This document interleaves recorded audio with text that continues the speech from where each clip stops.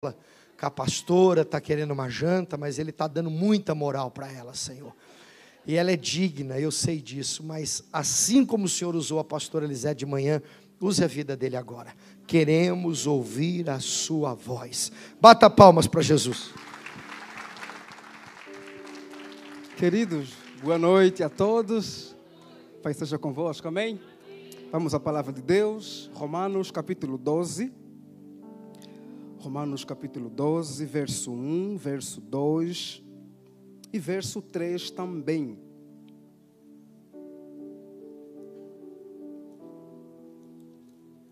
Está escrito assim: portanto, irmãos, suplico-lhes que entreguem seu corpo a Deus por causa de tudo que Ele fez por vocês, que seja um sacrifício vivo e santo, do tipo que Deus considera agradável. Essa é a verdadeira forma de adorá-lo.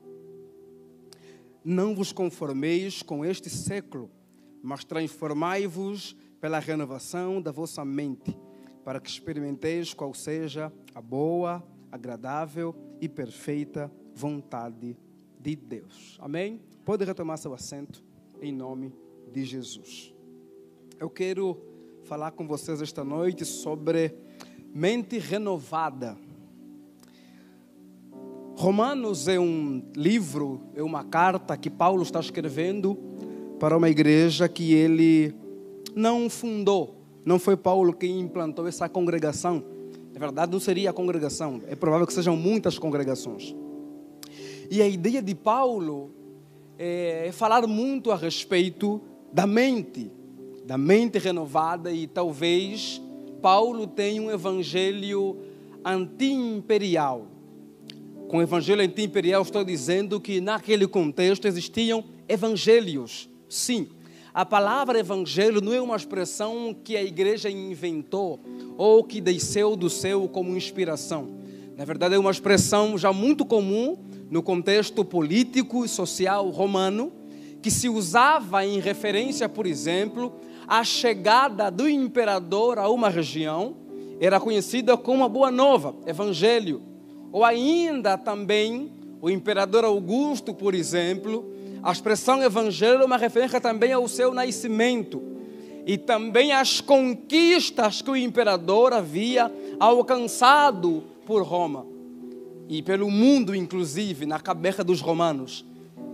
E os escritores bíblicos, o que eles fazem? Eles fazem uso de muitas palavras do contexto social político de Roma e da Grécia, e ressignificam, dão um outro significado, ou então usam para comunicar aquilo que é a mensagem do Cristo, a mensagem de Deus. É por isso que no livro de Romanos, por exemplo, ou na teologia paulina, Paulo usa muito da expressão que é usada para se referir a Roma, principalmente a Roma, expressões como justiça, paz, alegria, evangelho, a própria palavra igreja, justiça, de Caiocine, é uma referência àquilo que o imperador romano conquista e vai dar agora um mundo de justiça, de Caiocine. A palavra paz, a Irene, também é a ideia de que o imperador conquistou um mundo para nós de paz. A ideia, por exemplo, com a expressão Curios, Sírio, que é Senhor, uma referência ao imperador como Senhor. Paulo usa ela para se referir a Jesus como aquele que é Senhor. Portanto, aquilo que Paulo está construindo nas suas cartas e aqui em Romanos tem uma perspectiva anti-imperialista, contrastando o quê? A realidade do império, mostrando que existe um Senhor que é Jesus, que traz consigo uma vida justa, justiça, que traz consigo paz e segurança. Só que quando lemos Romanos capítulo 12, parece que o versículo 1, que é o começo, a iniciativa, mas a questão central é o versículo 2. Por quê? Porque no versículo 2 nós temos um contraste entre eras. Paulo diz no versículo 12, olha, não vos conformais com este século. a expressão século, que se traduz para o português, no grego aqui é era, esta era, ou era presente, é eon, a ideia de presente, este tempo. E em Gálatas, capítulo 1, versículo 4, Paulo diz que Cristo nos libertou da era presente, deste século. E quando estudamos tanto o contexto judaico, como até mesmo o contexto grego, se percebe que havia uma leitura de uma distinção entre a era presente e a era vindoura, e a era futura.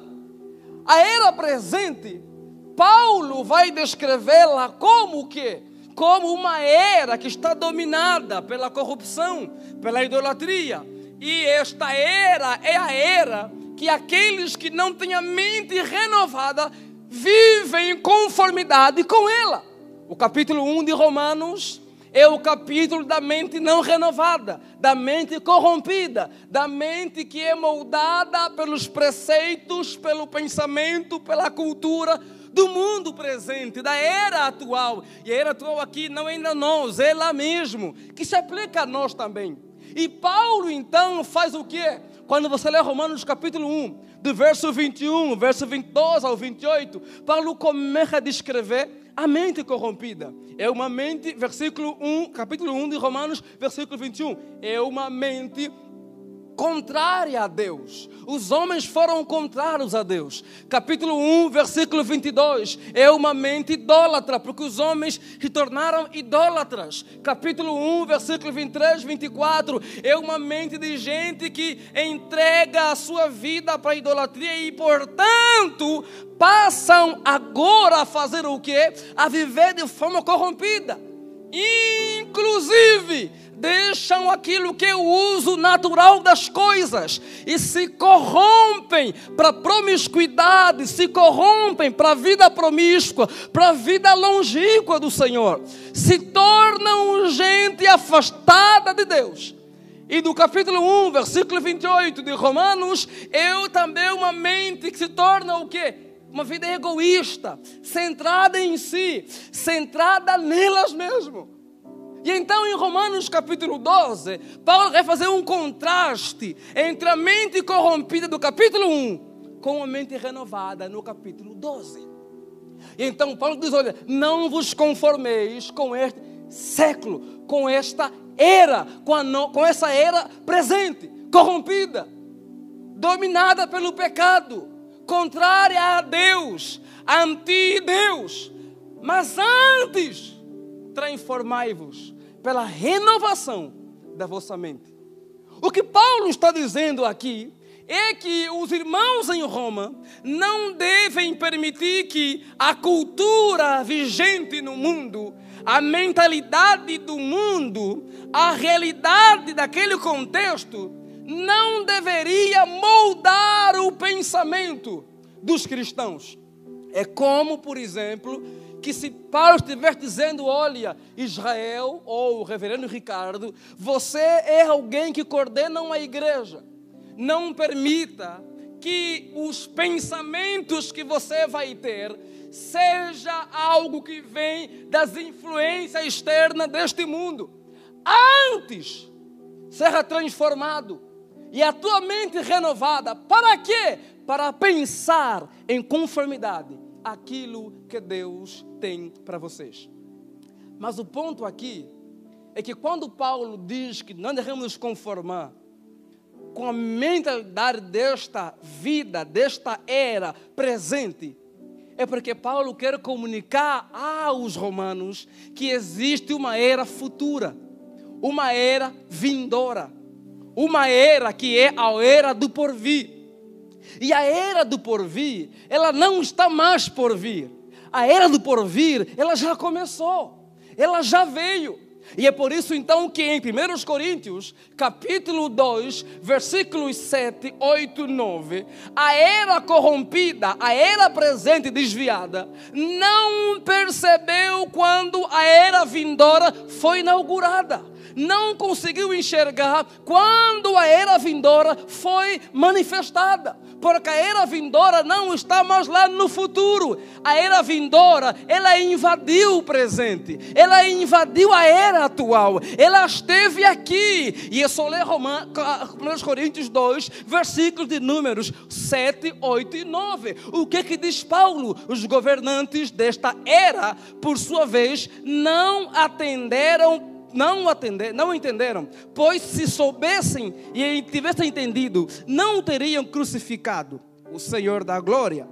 E é a isso que a Escritura, que Escrituras? Isaías 64, versículo 4. É por isso que as Escrituras dizem o quê? Aquilo que os olhos não viu, o ouvido não ouviu, nem subiu no coração do homem, são as coisas que Deus preparou para aqueles que o amam.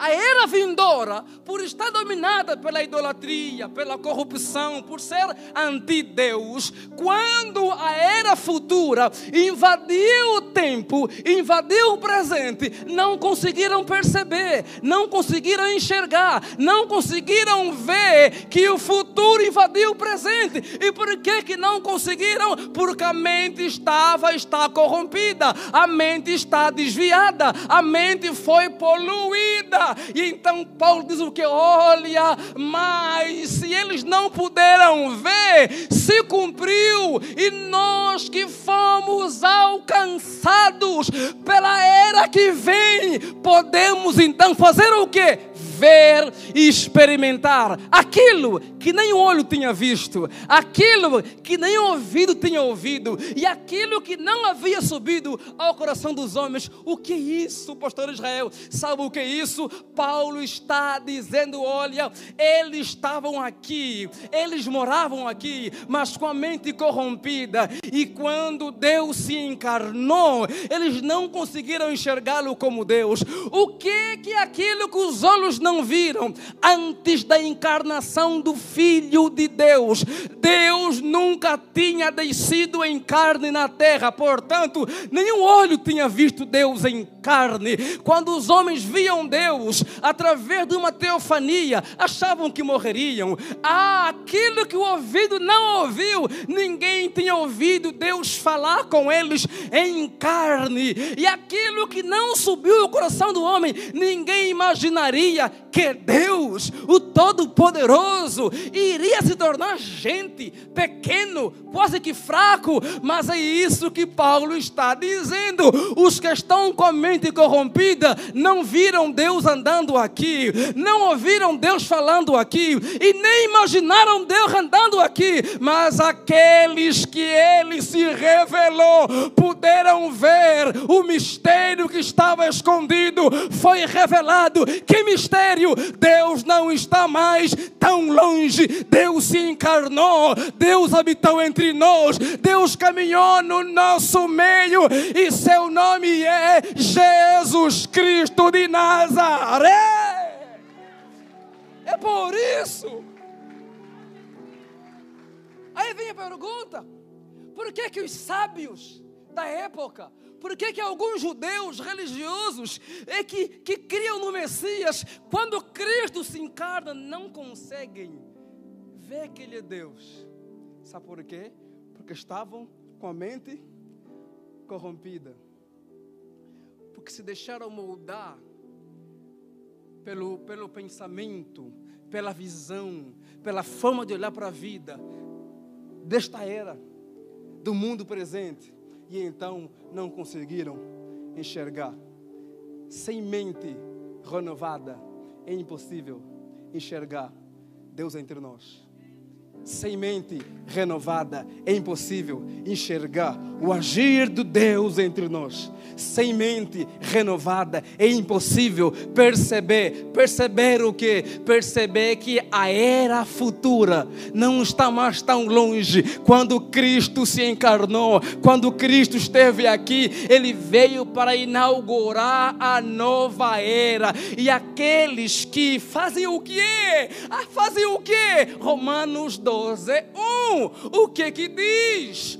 façam o quê? Vocês devem entregar o vosso corpo como um sacrifício vivo a Deus. Por quê? Porque essa é a verdadeira adoração. E também como que um culto racional. O que isso quer dizer? Paulo quer nos ensinar que para podermos viver, experimentar, ser inaugurados, introduzidos a essa nova era, a essa nova vida, a vida do futuro no presente, digamos, aquilo que será lá na frente, podemos viver aqui. Nós devemos, antes de qualquer coisa, fazer o quê? Entregar a nossa vida no altar do Senhor, ela por completo, como um sacrifício. Só que os sacrifícios no tempo passado eram o quê? Era algo de morrer, era ofertado para morrer. Mas quando nós ofertamos a nossa vida no altar do Senhor,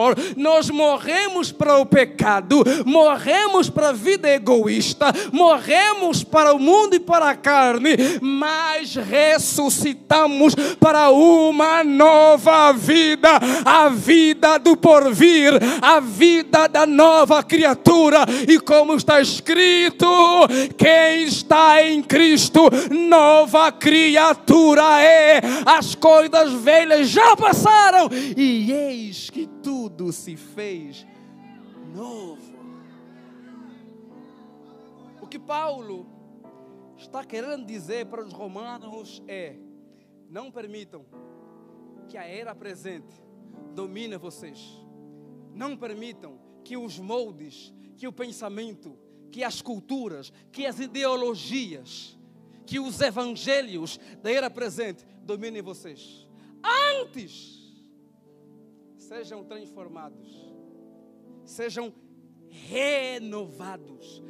Antes que a vossa mente seja renovada.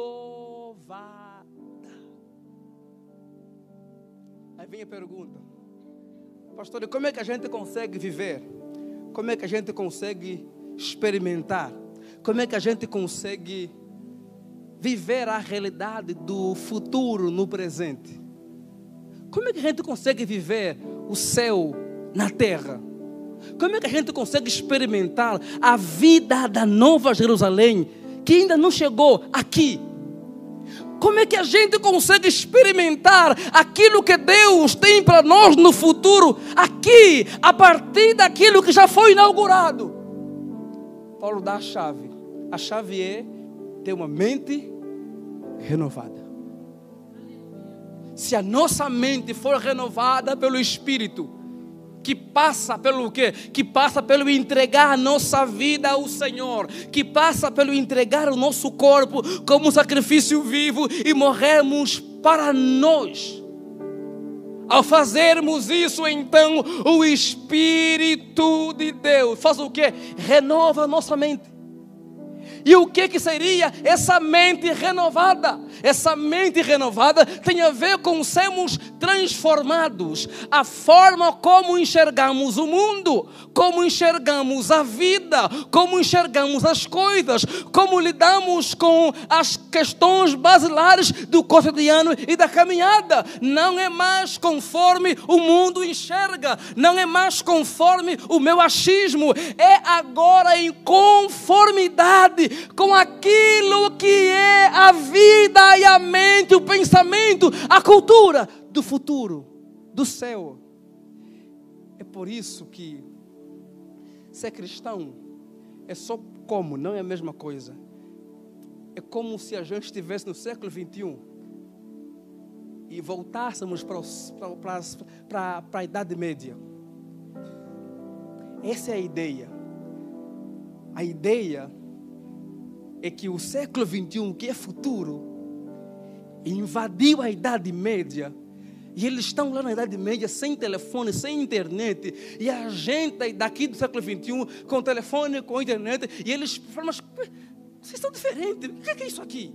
Só que e eles não fazem ideia. E o que é isso? O cristão é alguém que com a mente renovada, a sua caminhada não é mais dominada, não está mais conforme à cultura vigente. Ele é alguém que foi nele transformado, moldado e quase que injetado que uma nova mente, um novo pensamento, uma nova visão, uma nova cosmovisão. E agora então, no mundo presente, ele é inserido.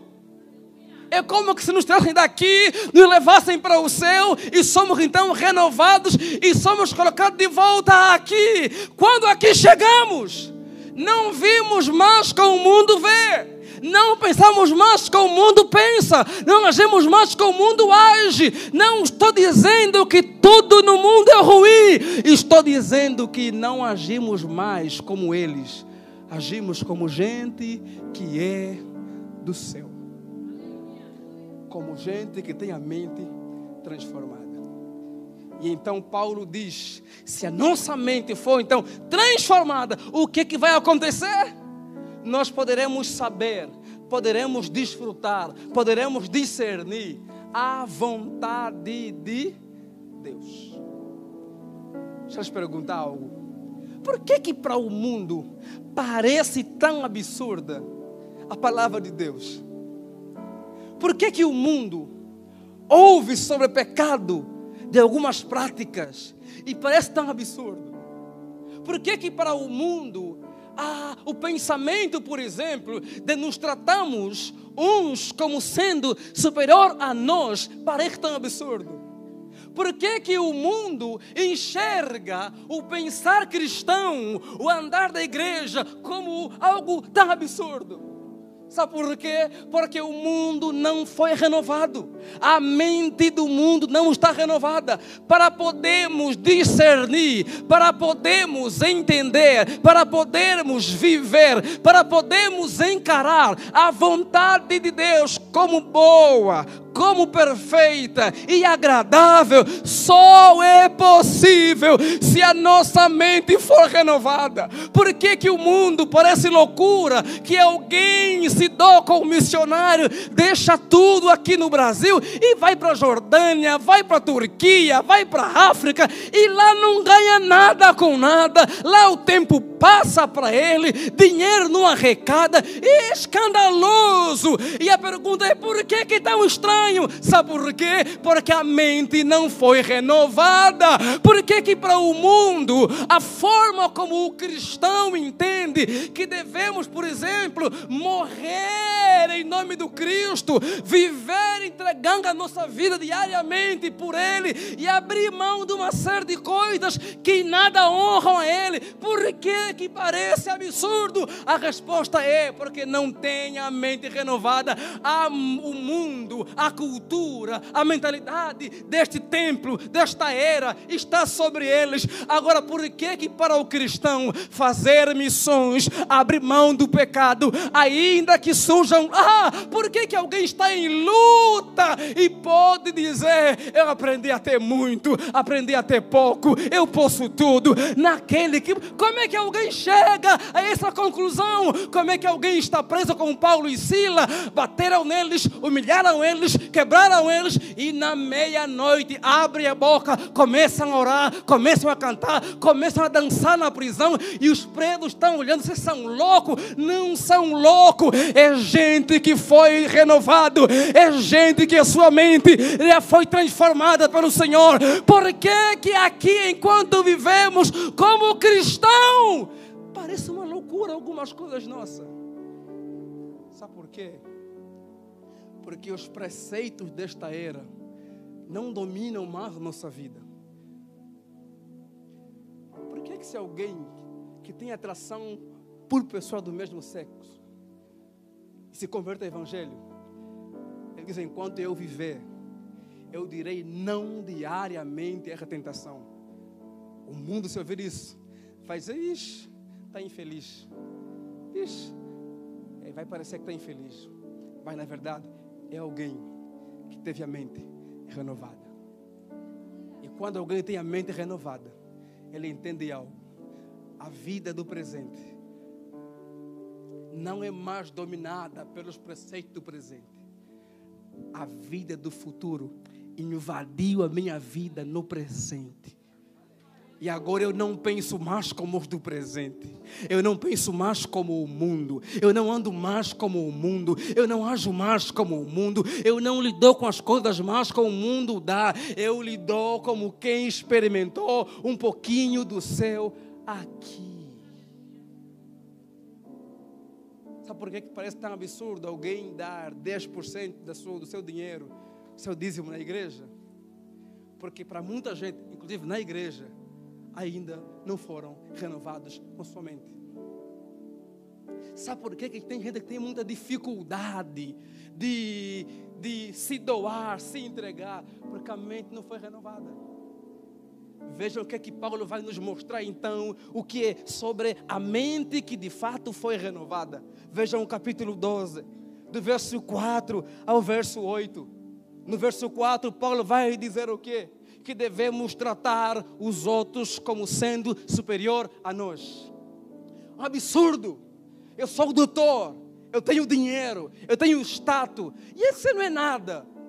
A mente renovada, ele imita os pensamentos de Cristo, que haja em vós o mesmo sentimento que teve Cristo, que sendo Deus, não teve por usurpação em ser igual a Deus. Antes se esvaziou, se humilhou, se fez gente, se fez servo. E como servo foi obediente até a morte, e morte de cruz. Quem tem mente renovada não se acha, não se exalta, não se autopromove. Quem tem mente humilhada, mente renovada, ele imita a Cristo, ele imita a ética de Cristo. E a ética de Cristo é a ética do servir. A ética do Cristo é a ética de tratarmos uns aos outros com graça. E diz Paulo: tenham prazer em honrar uns aos outros. Paulo diz mais aqui, veja lá, capítulo 12 de Romanos, e veja o que Paulo diz. Paulo diz: mas olha, amem sem fingimento. Veja o versículo 10. Amem sem fingimento. Se dediquem em amor. O que Paulo diz mais sobre a mente renovada? Alegrem-se, ou então, alegrem-se na nossa esperança. Qual é a nossa esperança? A nossa esperança não são os resultados do trabalho presente. A nossa esperança não é o meu conhecimento, o meu status, o meu dinheiro. A nossa esperança é a consumação daquilo que foi inaugurado. O que é isso? Aquilo que Cristo inaugurou, começando da era futura. Qual é a nossa esperança? A esperança é que brevemente Ele virá para consumar aquilo que Ele começou. Portanto, nada desta vida roubará de nós a esperança de viver. Por quê? Porque a nossa esperança não está no dinheiro, não está no conhecimento, não está nos contatos, não está nas minhas capacidades. A nossa esperança está na Nova Jerusalém, onde aguardamos o Senhor Jesus Cristo, que virá do céu para nos buscar, e estamos com Ele para todos sempre. Paulo diz mais, veja Romanos capítulo 12 ainda, versículo 5. Ele diz que Deus nos deu dons diversos, mas é unidade. Quem tem mente renovada, ele luta, ele zela para que haja unificação no corpo de Cristo. Não cria facção, não cria seu grupinho. Ele junta, ele unifica. Ele diz: somos um em Cristo. Ele diz: estamos juntos. Nós somos um só corpo no Senhor Jesus Cristo. Sabe o que é essa mente renovada? A mente renovada é a nova vida que há em Cristo. E eu termino. O que é essa nova vida que há em Cristo? Morrer para nós. E como consequência, o que é? no seu evangelho anti-imperial, Paulo está mostrando aos irmãos que aquilo que Roma está prometendo é passageiro. Na verdade, nós poderemos experimentar um pouquinho, antecipadamente, a glória que está por vir. E por isso, aqui no presente, a nossa vida em Cristo, podemos desfrutar da comunhão com o Pai. Aqui no presente, podemos caminhar em paz que a consciência, que a mente não compreende, que a razão não compreende. Aqui no presente, podemos desfrutar a alegria que não é resultado de uma vitória nessa caminhada. Aqui no presente, podemos desfrutar de uma relação entre irmãos tão profunda que o mundo não consegue compreender. Em outras palavras, uma mente renovada, ela vive um pouquinho do céu aqui. Eu quero dizer-lhes que a gente fala muito do céu, de ir para o céu. Mas uma das coisas que a igreja tem que aprender é que quando Cristo invadiu a terra, na verdade, o céu invadiu a terra. E Cristo queria então, com aqueles que morrerem nele e ressuscitarem com ele, pudessem aqui viver o céu. Mas como assim? Não em plenitude, mas é uma antecipação. É por isso que me faz querer ir para o céu é o pouquinho do céu que eu experimento aqui. Isso me aguça. Se o que eu experimentei aqui não é tão pleno ainda, é assim. Imagina como será lá. Se a comunhão com Ele aqui e eu não posso suportar nosso corpo físico carnal, é assim. Imagina como será em plenitude, quando os meus olhos poderão vê-lo sem mais restrições. É como que se hoje a gente visse com espelho fusco ainda. Ah, mas aquele dia da consumação não vai ter mais ser um espelho fusco. Assim como Ele é, nós o veremos. E Paulo melhora, e assim como Ele é, nós seremos. Portanto, nova vida em Cristo é a vida do futuro invadindo o presente. Portanto, eu não peco, não ando mais em pecado, não é porque é uma regrinha, é porque aquilo que eu experimentei, a ética do futuro, a ética do céu, invadiu minha vida, e eu não vivo mais como qualquer que não experimentou o céu, eu vivo como alguém que experimentou o céu. Então, tem luta, mas tem alegria no coração.